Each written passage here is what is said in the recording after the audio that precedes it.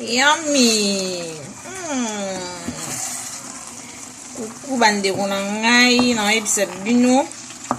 Nazaki ata na posa kosala video te. Me matembelo epenga posa sa video na lakisa bino mama. Ba mère boza. Na olamba matembele mo batia poso ngombe donc kande bomona ba poso toko na matembele donc faux. Hello bana o mani clet veut dire faux no yebisa bino.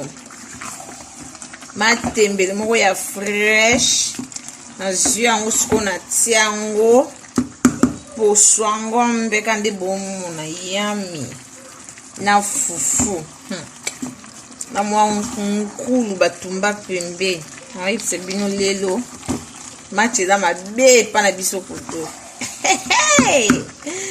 mati ya mabe pa na biso koto na yebisa bino mati mabe donc ndeka bino bomona mati faux ai pa na biso pa na nga koto mati se bevaki balobi balia kaka on sait jamais. Donc il faut que lia donc no yebisa bino balia kakaka matembela boy nzombe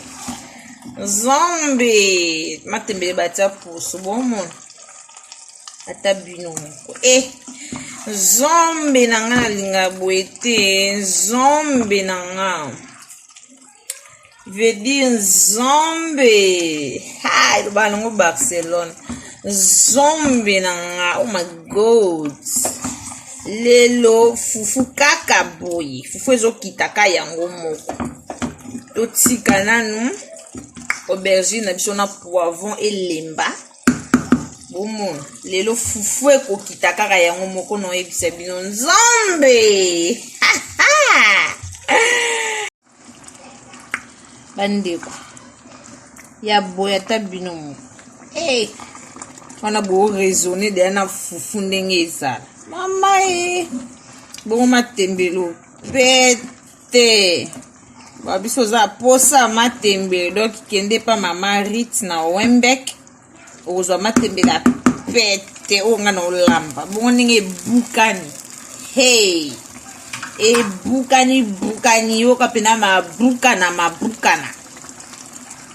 matembela pete donc siko nakomi prête kolamba fufu na lia penza na oyebisa bino